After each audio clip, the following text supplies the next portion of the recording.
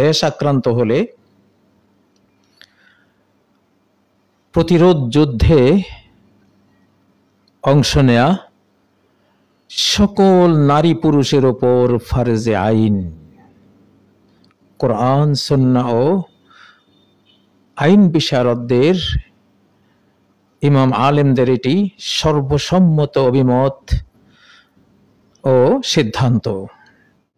প্রিয় দর্শক শ্রোতা ভাই বোনেরা, দেশপ্রেমিক বাংলাদেশি বাংলাভাষী বন্ধুরা, বাংলাদেশের অকুতভয় নির্ভীক দুঃসাহসী জাতির সদস্যরা এই দেশের বিস্তীর্ণ অঞ্চলের রয়্যাল বেঙ্গল টাইগারেরা, আশা করি আপনারা সবাই ভালো আছেন। দেশের বর্তমান সংকটকালে অত্যন্ত জরুরি একটি সিদ্ধান্ত করি, অভিমত, ফতোয়া, নির্দেশনা হাজির করব বলেই আজকে লাইভে আপনাদের মুখোমুখি হয়েছি। খুবই জরুরি এই জিনিসটি বোঝা, লক্ষ্য করা। শিরোনাম দেখতে পাচ্ছেন, দেশ আক্রান্ত হলে প্রতিরোধ যুদ্ধে অংশ নেয়া সকল নারী পুরুষের ওপর ফরজে আইন। কোরআন, সুন্নাহ ও আইন বিশারদদের, ইমাম আলেমদের এটি সর্বসম্মত অভিমত ও সিদ্ধান্ত। মানে বাংলাদেশের সীমান্ত যদি আক্রান্ত হয়, তাহলে জনসংখ্যা 18 কোটি হোক, 25 কোটি হোক, 30 কোটি হোক, সক্ষম সকল পুরুষ, সক্ষম সকল নারী, এমনকি যারা এখনো সাবালক হয়নি কিন্তু যুদ্ধ করার ক্ষমতা আছে, 10-12 বছর বয়স বা একটু কম বেশ কিন্তু শারীরিক সক্ষমতা হয়েছে, তার উপরও এই যুদ্ধে যাওয়া তখন বিধানগতভাবে জরুরি হয়ে যায়। বালেগদের উপরে ফরজে আইন। ফরজে আইন মানে সুনির্দিষ্টভাবে প্রতিটি মানুষের উপরে ফরজ। সালাত যেমন ফরজে আইন, সবার উপরে ফরজ, নারী হোক পুরুষ হোক, তার ফরজের সময় হলে, বয়স হলে ফরজে আইন। এই যুদ্ধটিও সেরকম একটি ফরজে আইন। দেশ রক্ষা, নিজের মাতৃভূমি রক্ষা, নিজের স্বাধীনতা, দেশের স্বাধীনতা, অখণ্ডতা রক্ষা, দেশের সকল নাগরিকের জীবন রক্ষা, তাদের ধর্ম রক্ষা, সম্পদ রক্ষা, মা বোনদের ইজ্জত রক্ষা এবং নিজেদের সকল কিছু রক্ষার যুদ্ধ সর্বাবস্থায় ফরজে আইন, যদি আমাদের সীমান্ত আক্রান্ত হয়। এই ব্যাপারে সকল উলামায়ে কেরাম একমত। এটাকে আরবিতে বলে আন-নাফিরুল আম। আমি ইসলামিক ফতোয়াটা আপনাদেরকে শোনাচ্ছি। ইউসবিহুল জিহাদু ফারদা আইনিন ফি ইদ্দাতি মাওয়াদি। কতগুলো পরিস্থিতিতে যুদ্ধ ফরজে আইন হয়ে যায়, সকল ব্যক্তির উপরে ফরজ হয়ে যায়। যে যেভাবে পারবে সেই যুদ্ধে ঝাঁপিয়ে পড়বে। এক, ইনদা হুজুমিল আদা আলা বালাদিন মুসলিম। কোন মুসলিম দেশ যদি শত্রু দেশ দ্বারা আক্রান্ত হয়, সেই মুসলিম দেশের সকল নাগরিকের উপরে, সকল সক্ষম নারী পুরুষের উপরে প্রতিরোধ যুদ্ধ, মুক্তিযুদ্ধ, দেশ রক্ষা, স্বাধীনতা অখণ্ডতা রক্ষার যুদ্ধে ঝাঁপিয়ে পড়া। পরিণতি কি হয় হোক, ফরজে আইন, ফরজ।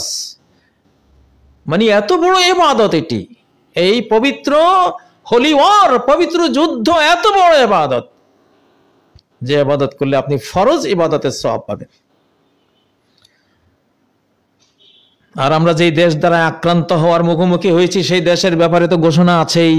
সহিহ আন-নাসাইর 1417 নম্বর হাদিস, সহিহ আল জামের 4012 নম্বর হাদিস, ইসাবাতান মিন উম্মতি আহরাজাহুমাল্লাহু মিনান নার, আমার উম্মতের দুটো দলকে আল্লাহ তাআলা জাহান্নাম থেকে মুক্ত করে দিয়েছেন। ইসাবাতুন তাগজুল হিন্দ, এক দল যারা হিন্দুস্তানের বিরুদ্ধে যুদ্ধ করবে, তারা যদি আক্রান্ত হয় তাহলে তো কোনো কথাই নেই, তারা যুদ্ধে যাবে, তাদের জন্য জাহান্নাম মাপ, সব জান্নাতি। আমাদের এই পার্শ্ববর্তী দেশটি চরম মিথ্যাচারের প্রোপাগান্ডার পর প্রোপাগান্ডা করে যে কাজটি করছে, এটা একটি থিওরি। একটা থিওরি, কোনো ব্যক্তিকে যদি মারতে চাও আগে তার বিরুদ্ধে প্রোপাগান্ডা চালিয়ে তাকে দোষী সাব্যস্ত করো, ক্রিমিনাল সাব্যস্ত করো, তাকে সন্ত্রাসী সাব্যস্ত করো, তাকে জঙ্গি সাব্যস্ত করো, তাকে পচিয়ে ফেলো, তাকে একেবারে জম্বি, আগের যুগের যে জম্বি, হলিউডের জম্বি, জম্বি জম্বি আপনারা জানেন, এটা নিয়ে অনেক ব্যাখ্যা আছে, কিন্তু জম্বি আসলে এক সময়ে যেসব মুসলিমদেরকে, আফ্রিকান মুসলিমদেরকে দাসদাসী বানিয়ে আমেরিকায় বিক্রি করা হতো, যারা এই কাজ করত, তো তাদের বিরুদ্ধে স্বাধীনতার যুদ্ধে ঝাঁপিয়ে পড়েছিলেন একজন মহান মুসলিম নেতা, মহামানব, তার নাম জম্বি ছিল। কিন্তু তাকে হলিউড এমন ভাবে উপস্থাপন করেছে, মানে মনে হয় যেন এটা হলো গোরস্থান থেকে মরা লাশ উঠে এসছে একটা পেতনির মতো, মানে ভয়ার্থ একটা ছবি দিয়ে নাম দিয়েছে জম্বি। জম্বি তো ওই যে একজনকে মারতে চাইলে, ধ্বংস করতে চাইলে আগে মিডিয়ার অপপ্রচার, মিথ্যাচার দিয়ে তাকে কালিমা লিপ্ত করো, তাকে কুশ্রী কদর্য ভাবে উপস্থাপন করো, তারপর মারো, তাহলে তোমার বিরুদ্ধে কেউ কিছু বলবে না। ভারতে এই কাজটি করছে। বাংলাদেশে আমি হাসলাম দেখে, আমাদের ডক্টর জাহিদ সাহেবেরও দেখলাম, উনি বেশ বাংলাদেশের পক্ষে অনেক কথা বলেন, তো ওনাকেও দাড়ি টাড়ি লাগিয়ে একটা টাইটেল দিয়ে দিয়েছে। তো এগুলো হলো কৌশল, একটা মিথ্যাচার করে, কুৎসিত করে, তারপরে নিজেরা মানে শান্তি বাহিনী হয়ে, পিস কিপিং ফোর্স হয়ে ওনারা আসেন। মমতা ব্যানার্জি সাহেবা তো ঘোষণাই দিলেন যে বাংলাদেশের শান্তি বাহিনী ভারতকেই প্রেরণ করতে হবে। এখন হায়না যদি ভেড়ার চামড়া পরে, হায়না, ভাল্লুক যদি কোনো আপনার ভেড়ার পাল বা দুম্বা, গরু ছাগল এদেরকে নিরাপত্তা দেয়ার ঘোষণা দেয়, কিন্তু ভাল্লুকের গায়ে হলো ভেড়ার চামড়া, দুম্বার চামড়া, তখন সবাই বুঝবে যে আরে উনি তো আমাদেরই লোক, তাই না? হ্যাঁ, কিন্তু আসলে উনি যে ভাল্লুক। মমতা ব্যানার্জিকে আমরা একটুখানি নীরব থাকতাম ওনার ব্যাপারে, আসলে সেও তো ভাল্লুক। হ্যাঁ, আমাদের দেশে ওনারা শান্তি মিশন পাঠাবে। ওনাদের দেশে কলকাতার রাস্তাঘাটে কোনো মহিলা চলতে গেলে ওনাদের হাইকোর্ট থেকেই বিচারকই বলেছেন যে কোনো নিরাপত্তা নাই। এমন এক অশান্ত দেশ।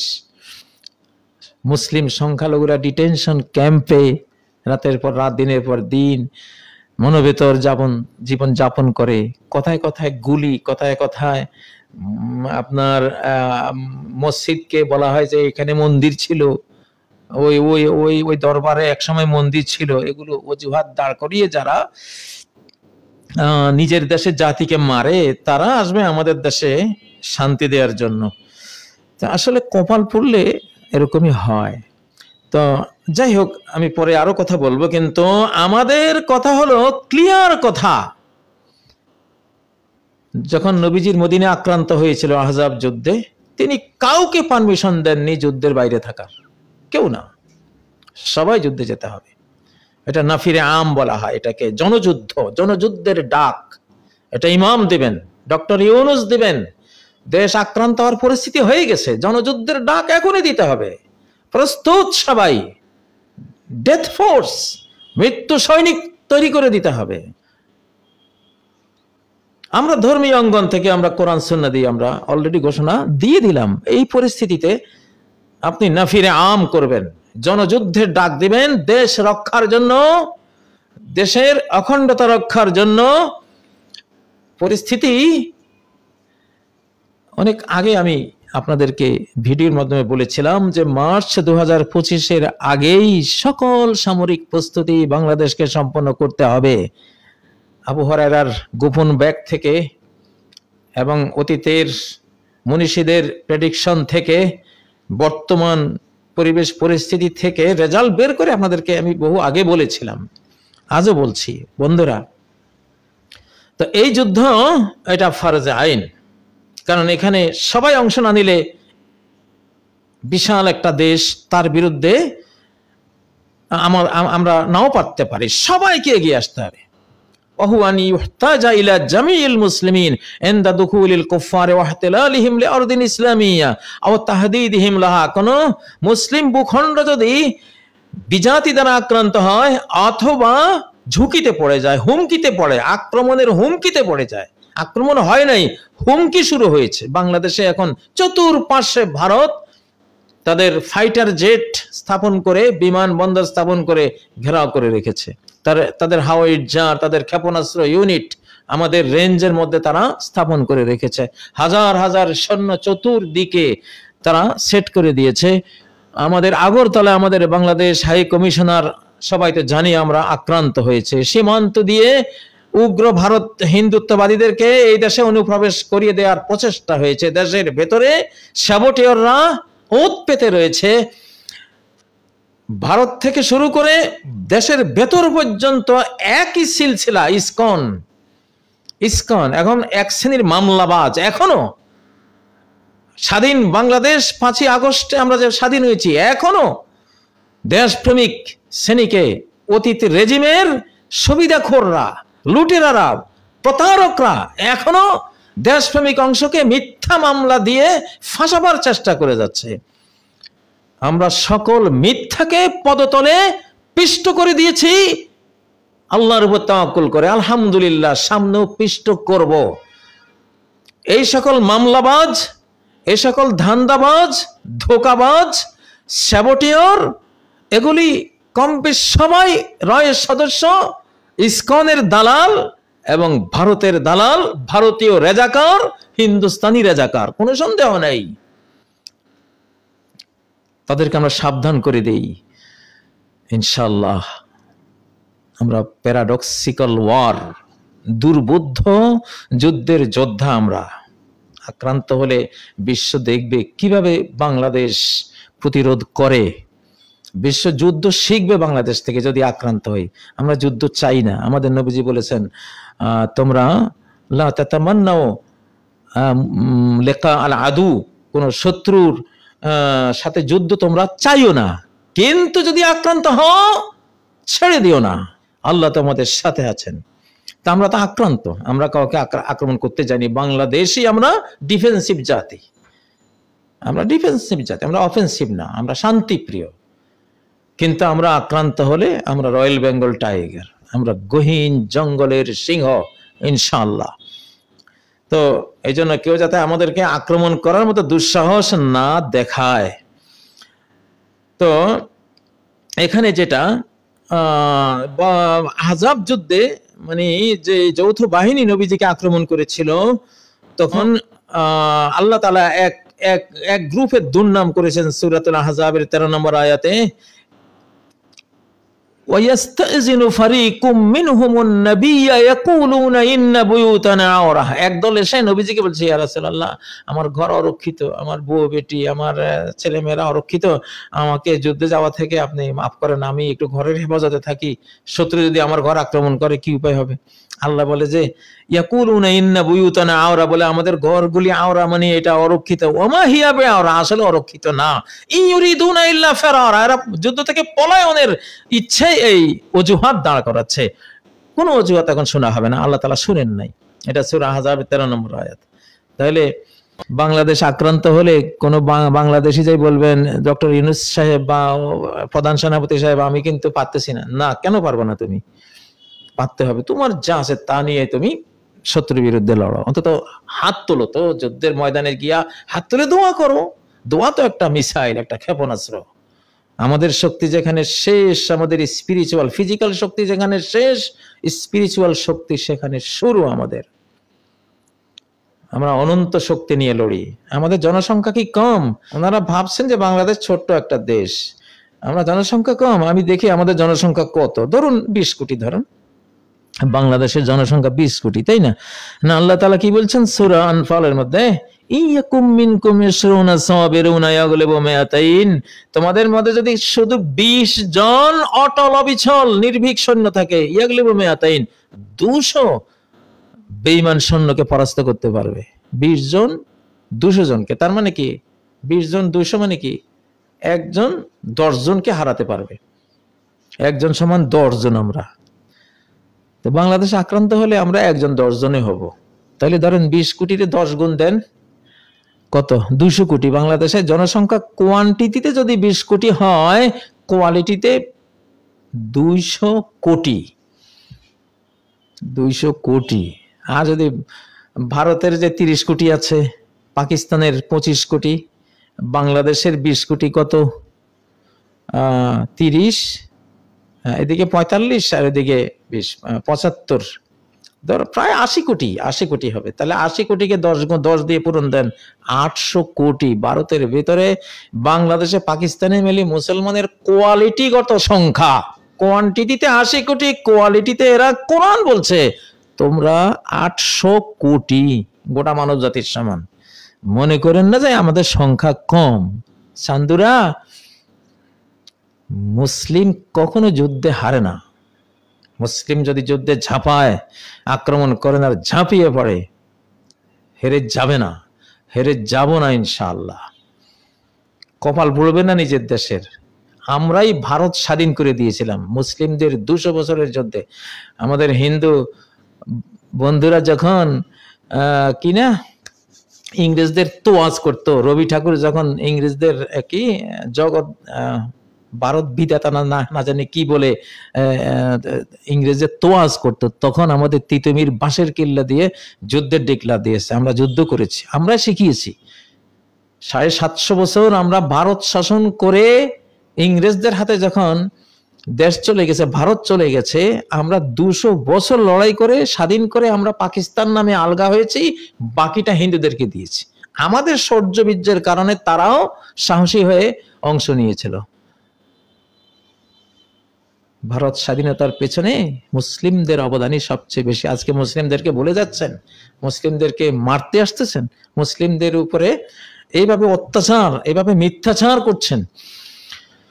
তো যেহেতু হাদিসে আছে, প্রেডিকশনে আছে আরেকবার মুসলিম শাসন আসবে ভারতে, আমার তো মনে হয় বাংলাদেশ আক্রমণ করলে ভারতে আবার মুসলিম শাসন, শাহানশাহ, রাজাদিরাজ দিয়ে দেবেন। কুলিল্লাহুম্মা মালিকাল মুলক, সাম্রাজ্যের মালিক আল্লাহ, সাম্রাজ্যের মালিক আপনি না। যুদ্ধে লাগলে যে যুদ্ধ শুরু করা আপনার হাতে হয়তো থাকতে পারে, শেষটা আপনার হাতে নাই, কোথায় যে দাঁড়াবে। তাই জন্য যুদ্ধ করতে আসবেন না, আমাদের আক্রমণ করবেন না। আমরা আক্রমণকারী জাতি না, আপনারা আক্রমণ করতে আসবেন না। এখানে হিন্দুরা খুব শান্তিতে আছে। বাংলাদেশের হিন্দুদের উপরে ফরজ, এক মুখে সবাই বলা যে আমরা শান্তিতে আছি। ভারতের ষড়যন্ত্রের জবাব দেয়া এদেশের সকল হিন্দু, বৌদ্ধ, খ্রিস্টানের ফরজ। এটা জাতীয় ফরজ তাদের উপরে, তারা এটা বলা যে আমরা আক্রান্ত হই নাই। সারা বিশ্বের কাছে তারা প্রচার করুক যে না, এটা ভারতীয় চক্রান্ত, ভারতীয় ষড়যন্ত্র। আপনাদের উপরও ফরজ। আমরা যদি আক্রান্ত হই তাহলে ভারতকে, আমি আবারও বলছি, ভারতের ব্যাপারে যুদ্ধ হবে সৃষ্টিকর্তার সাথে। আপনারা মূর্তি পূজা করেন, সৃষ্টিকর্তার জায়গায় 33 কোটি আল্লাহর দুশমন বসিয়েছেন। সকল নবীদের সাথে যুদ্ধ হয়েছে মূর্তি পূজারীদের, সেই নূহ আলাইহিস সালাম থেকে মুহাম্মদ সাল্লাল্লাহু আলাইহি ওয়াসাল্লাম পর্যন্ত যারা আল্লাহর সেজদা মূর্তিকে দিয়েছে, এদের সাথে সকল নবীদের যুদ্ধ। এবং সকল যুদ্ধের শেষ পরিণতি মূর্তি পূজারীরা হয় মাটির নিচে তলিয়ে গেছে, না হয় মহাসাগরে হারিয়ে গেছে, না হয় আকাশের স্টেরয়েড মিটিওর আক্রমণে ধুলায় মিশে গেছে সকলদের। আকিবাতুল মুত্তাকিন, শেষ পরিণতি সবসময় মুত্তাকি আল্লাহ ওয়ালারা পেয়েছে, এখনো পরিণতি সেটাই হবে। যুদ্ধ হবে ভারত বনাম বাংলাদেশ না, ভারত বনাম সৃষ্টিকর্তা আল্লাহ তাআলা। কারণ আমরা আল্লাহকে পূজা করি আর আপনারা আল্লাহর পূজার বিরোধী, এই জন্য আপনারা মুসলিমদেরকে আক্রমণ করেন। ওমা নাকামু মিনহুম ইল্লা আইয়ুমিনু বিল্লাহিল আজিজিল হামিদ। মুসলিমদের দোষটা কি? দোষটা এটাই যে তারা চির প্রশংসিত মহাপরাক্রমশালী, আল্লাহ ছাড়া কারোর সামনে সেজদা বনত করে না। এটাই তো দোষ। তো তিনি তো দেখছেন, শাহজাদে দেখছেন কি কারণে বাংলাদেশের আজকে দোষ। একটাই দোষ। আমাদেরকে আপনারা কত কিছুই বলেন, কত টাইটেল লাগান, একটাই দোষ, আমরা আল্লাহ পূজারী, আপনারা মূর্তি পূজারী। যুদ্ধ হবে মূর্তি পূজারী বনাম সৃষ্টিকর্তা আল্লাহ। আর আমরা সৃষ্টিকর্তার পক্ষে আছি, আমরা সৃষ্টিকর্তার পক্ষে আছি। কিন্তু আমরা আপনাদেরকে আক্রমণ করতে যাব না। আপনারা আক্রমণ করলে প্রবল বিক্রমে এক একজন, কেউ চেঙ্গিস খান হব, কেউ হালাকু খান হব, কেউ আলেকজান্ডার দ্য গ্রেট হব, কেউ সুলতান সুলেমান হব। হ্যাঁ, এমন ইতিহাস গড়ব, মানুষ হয়তো চেঙ্গিস খান হালাকু খানের ইতিহাস ভুলে বাংলাদেশের ইতিহাস পড়বে, যে এমন বীরত্ব বাংলাদেশে আছে এটা পৃথিবীর মানুষ জানতো না। সে বীরত্ব দেখবেন ইনশাআল্লাহ। ফেরেশতারা নেমে গেছে আলহামদুলিল্লাহ, আমি জানি। একটা আয়াত এখন অবচেতন মনে বারবার মুখ দিয়ে আসে। এই আয়াতটা হলো সূরা হিজরের আয়াত। তা এই আয়াতটা কেন মুখ দিয়ে আসে আমি এটা আইডিয়া করি যে আমার এঞ্জেল ফোর্স, ফেরেশতা বাহিনী নেমে গেছে অলরেডি, ওরা পাহারায় আছে।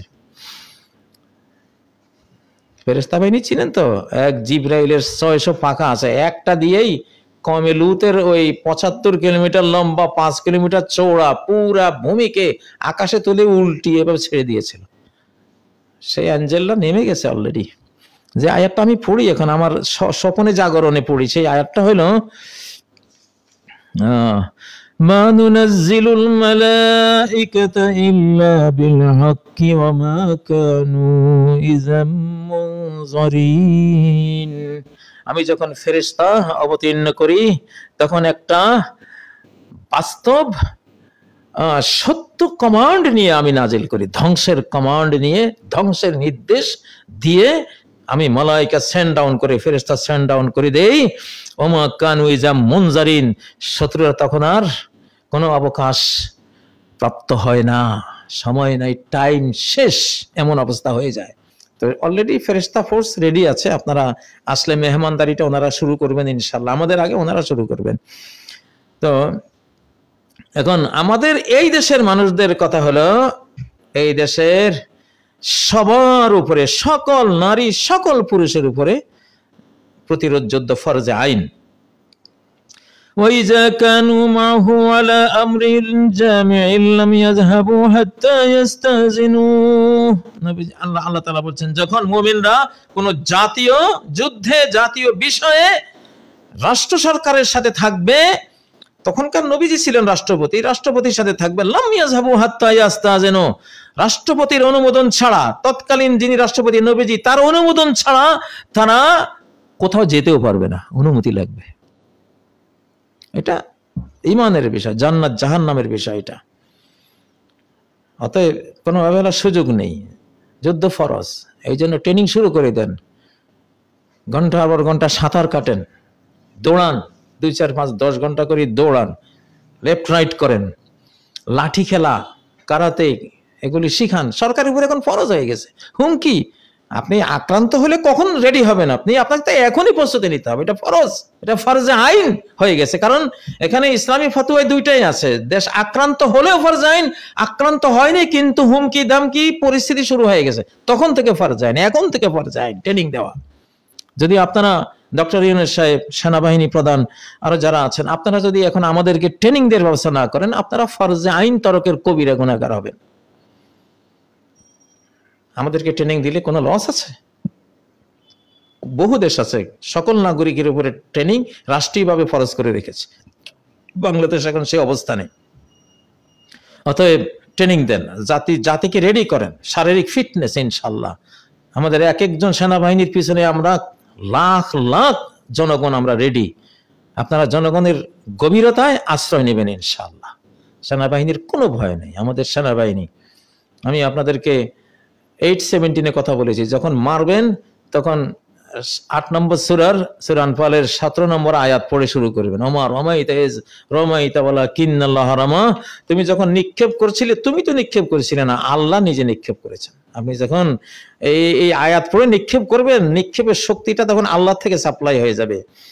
আর হলো যারা যুদ্ধের ময়দানে যাবেন, আপনাদেরকে 36 নম্বর সূরা ইয়াসিনের 9 ভার্স 9টি আয়াত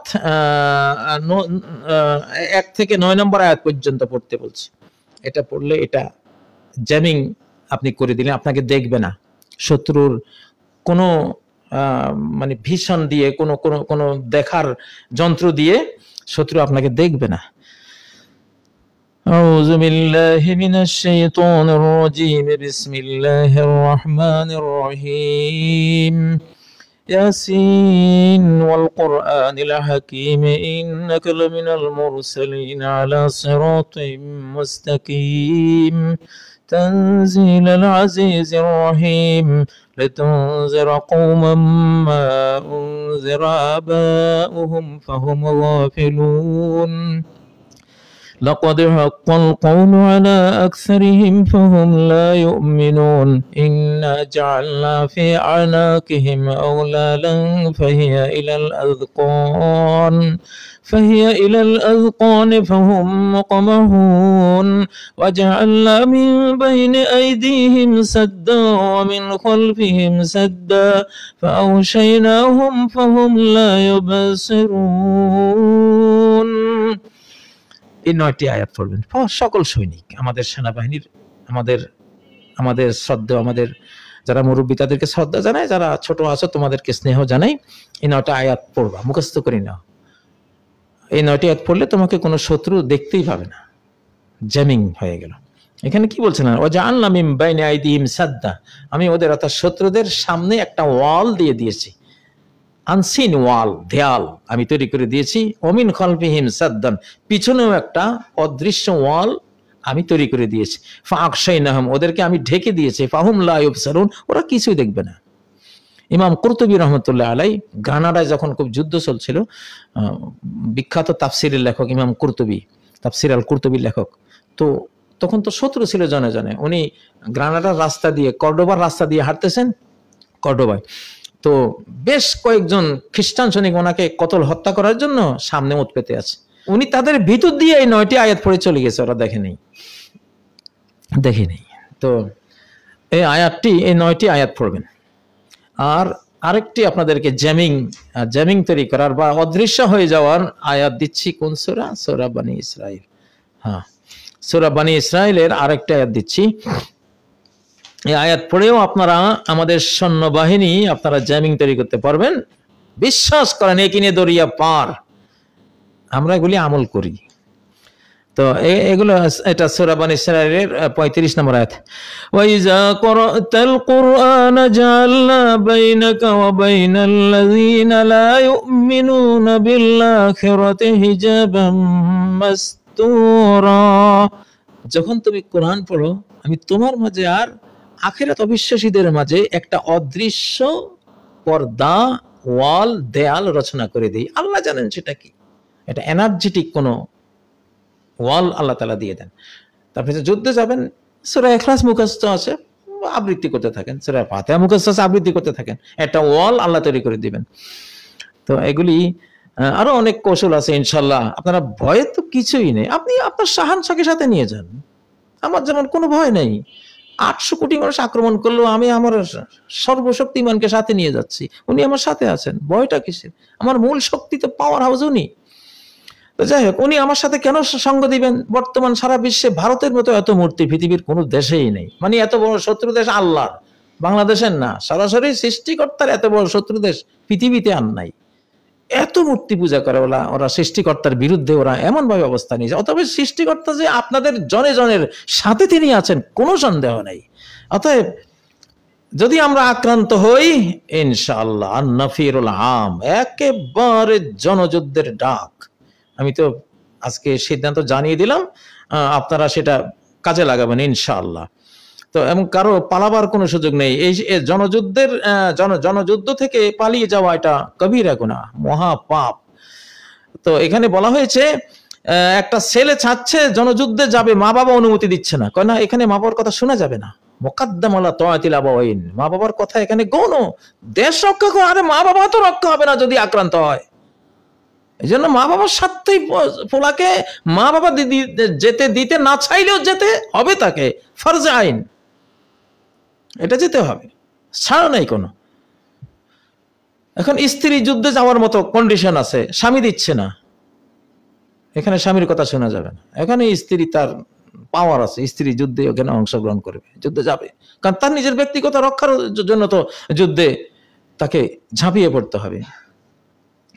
তো এই জন্য এটা হলো এমন একটা জনযুদ্ধের ডাক, কারো এখান থেকে পিছিয়ে যাওয়ার কোনো সুযোগ নেই। শুধু অন্ধ, পঙ্গু, অটিজমের শিকার বা এই জাতীয় যারা ধরেন তারা তো যুদ্ধ করতে পারবে না, কিন্তু তাদের উপরও দোয়া এবং ওদের জন্য সহযোগিতা কামনা করা বা যে কোনো উপায়ে সহযোগিতা করা ওটা ফরজ আইন হয়ে থাকে।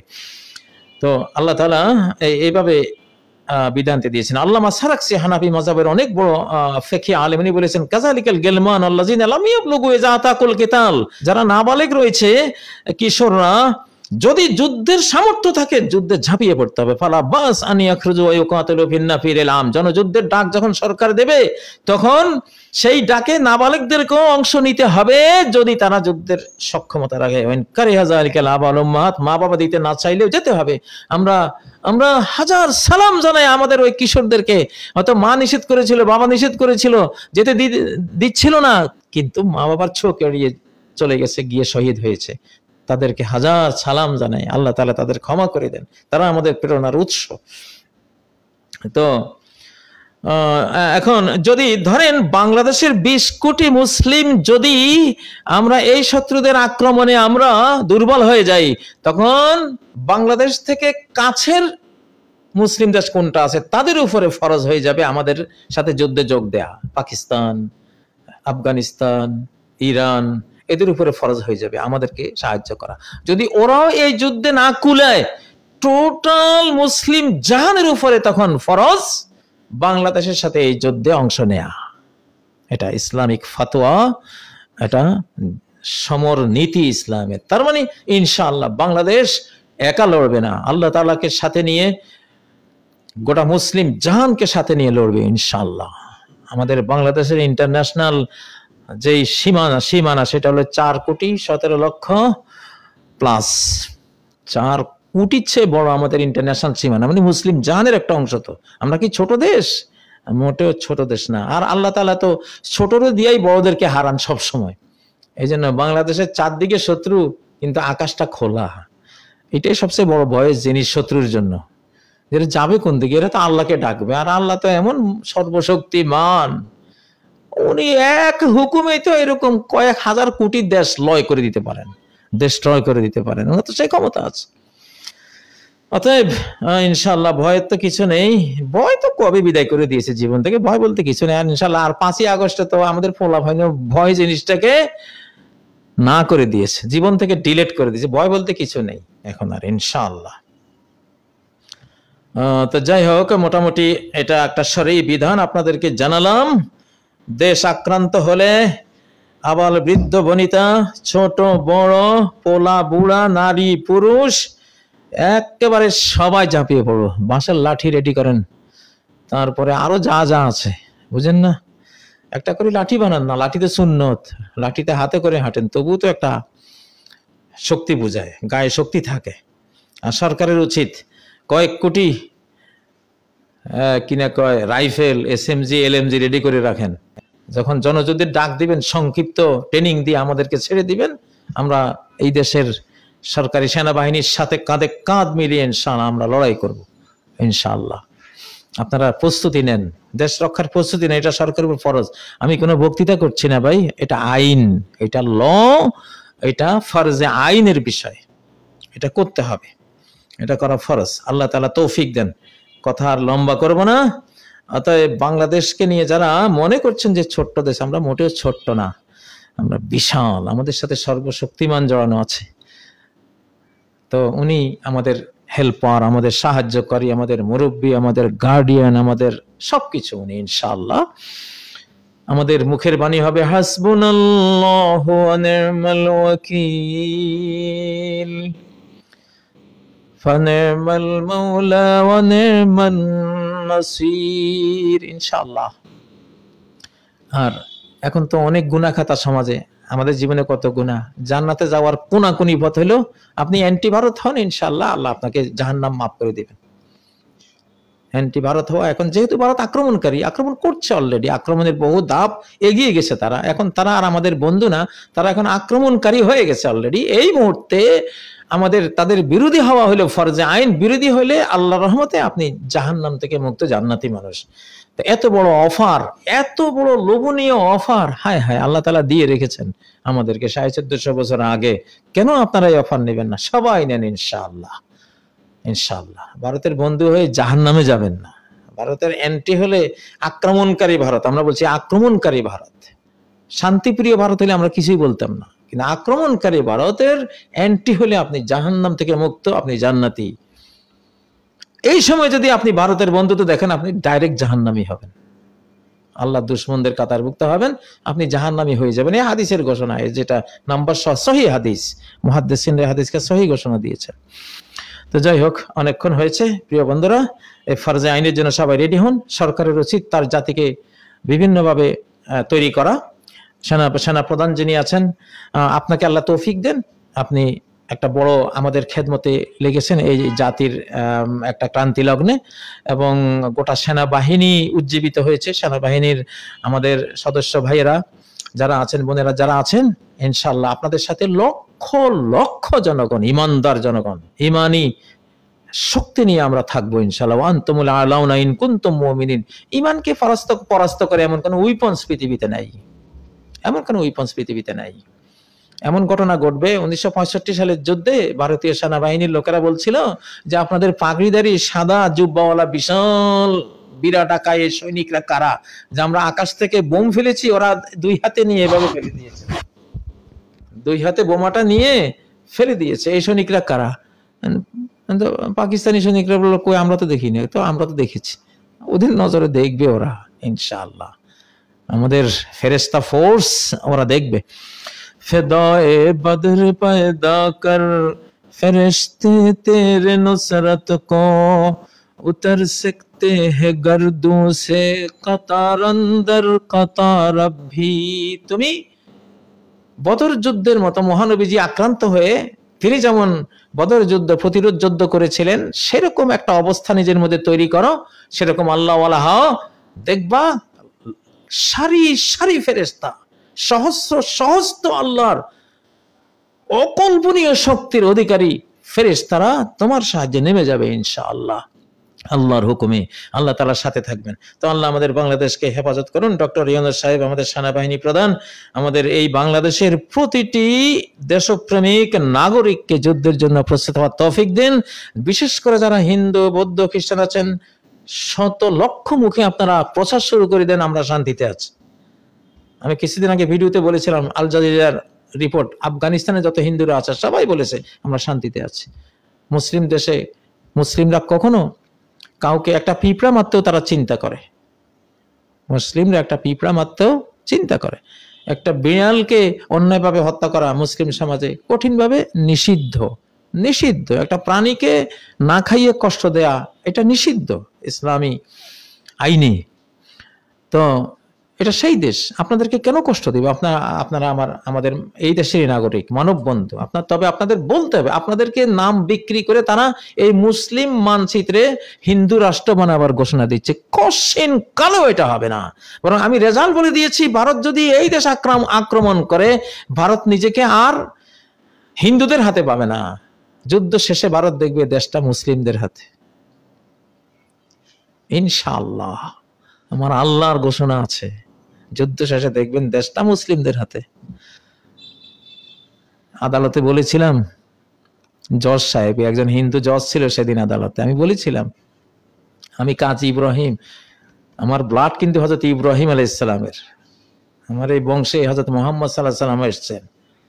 এই বংশের একটা বৈশিষ্ট্য আছে, আমি খড়কুটা হতে পারি, আমার কোনো ভ্যালু নাই, বাট আমার রক্তটা ওইটা। এই বংশ নমরুদের বিশ্ব সাম্রাজ্য খেয়েছে, এই বংশ ফেরাউনের সাম্রাজ্য খেয়েছে মুসা আলাইহিস সালামের মাধ্যমে, উনিও ইব্রাহিম বংশের মানুষ।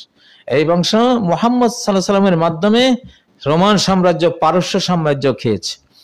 আর আমি আদালতে সেদিন বলেছিলাম যে আমি কাজী ইব্রাহিম, আমিও সেই লতা, আমার তো সেই রক্তটা আমার দেহে আছে। আমি আশা করি আমি ঢাকা দিল্লি আল্লাহর কাছে একসাথে পাবো, আল্লাহ আমাকে দেবেন। আমি সেদিন আশা করেছিলাম আমার স্রষ্টার কাছে, তো ঢাকা তো তিনি দিয়ে দিয়েছেন আলহামদুলিল্লাহ। এখন দিল্লির আমাদের দিক থেকে দিল্লির কোনো ভয় নেই, আমরা কখনো দিল্লি আক্রমণ করতে যাবো না, আমরা যাই না, এটা আমাদের অভ্যাস, আমাদের সেই আমরা এবিলিটিও নাই, আমরা সেটা চিন্তাও করি না। বাট যদি দিল্লি আক্রমণ করে ঢাকা, তাহলে ঢাকা দিল্লি একসাথে হয়ে যাবে ইনশাআল্লাহ, মুসলিমদের হাতে ইনশাআল্লাহ। রেজাল্টটা লিখে রাখেন বন্ধুরা, না জেনে কথা কই না, না জেনে কথা বলি না, এসব কথা জেনেই বলি। ঢাকা দিল্লি একসাথে করবো ইনশাআল্লাহ। আল্লাহ তুমি তো জানো বন্ধু, চিরবন্ধু, আমার বাল্যকালে আমি আমার স্রষ্টাকে বন্ধু বানিয়ে রেখেছি। সহজে আমার কোনো কথা উনি ফেলেন না, আমার মুখ দিয়ে বের হয় একটা কথা, আমার সেই বাল্যকাল থেকে বন্ধু যিনি আমার সৃষ্টিকর্তা, তিনি ফেলেন না। বেশি কথা বলবো না, ঘটনা এইটা ঘটবে। অতএব ভাই, আপনারা ভারত সীমান্তে থাকেন, বাংলাদেশের দিক থেকে আপনাদের কোনো ভয় নেই। আমি আগেও বলেছি, হালাকুল হিন্দে মিনাস চীন, ভারত যদি ধ্বংস হয় চীনের দ্বারাই হবে। সে অ্যাবিলিটি চীনের আছে, সে প্রযুক্তি তাদের আছে। বাংলাদেশে আক্রমণ করলে দেখবেন যে চীনে কবে এই তো মহা সুযোগ, লরে যাবেনটা কই তখন। যাই হোক, আপনারা আমাদেরকে নিয়ে আমাদেরকে দোষারোপ করেন না, আমরা দোষী না, আমরা বাঙালিরা ওরকম না, আমরা অতিথিপরায়ণ, আবেগী জাতি, শান্তিপ্রিয় জাতি, আমরা ডিফেন্সিভ জাতি, আমরা কখনো অফেন্সিভ জাতি না। আপনারা অযথাই আক্রমণ করে নিজেদের সর্বনাশ করবেন না। আমাদের সাথে আমরা স্রষ্টাকে সাথে নিয়ে চলি, আরো তো তখন আরো মানে সিরিয়াস ভাবে আমরা সর্বশক্তিমানকে সাথে আমরা পাবো এবং নেবো ইনশাআল্লাহ। কারণ আমাদের কোনো দিকে যাওয়ার রাস্তা নাই, ওনার দিকে যাওয়ার রাস্তাটা খোলা, আকাশের দিকে। কি ভয়ঙ্কর মানচিত্র না, একটা দেশ, চারদিক শত্রু, খোলা না, শুধু উপরের দিকে খোলা। জ্ঞান থাকলে এই চিত্রটা দেখলে তো আপনার ভয় থাকা উচিত যে না, এই দেশে আক্রমণ করা যাবে না, এই দেশের মানুষ কোনো দিকে মন যাবে না আল্লাহ ছাড়া, যাওয়ার রাস্তাই তো নাই, শুধু উপরের দিকে যাবে। আল্লাহু আকবার, সিজদায়, তাহাজ্জুদে, আহাজারি, দিলের আহাজারি, সৃষ্টিকর্তা যে কিভাবে সাহায্যের মানে আশায় বানের মতন ডাক শুরু হয়ে যাবে, সাহায্যের মতিয়া ছুটিয়া চলে ধারা খরতর, এই অবস্থা হয়ে যাবে ইনশাআল্লাহ। তো এখানে শেষ করলাম। সুবহানাকাল্লাহুম্মা ওয়া বিহামদিকা আশহাদু আল্লা ইলাহা ইল্লা আনতা আস্তাগফিরুকা ওয়া আতুবু ইলাইক। আসসালামু আলাইকুম ওয়া রাহমাতুল্লাহি ওয়া বারাকাতুহু।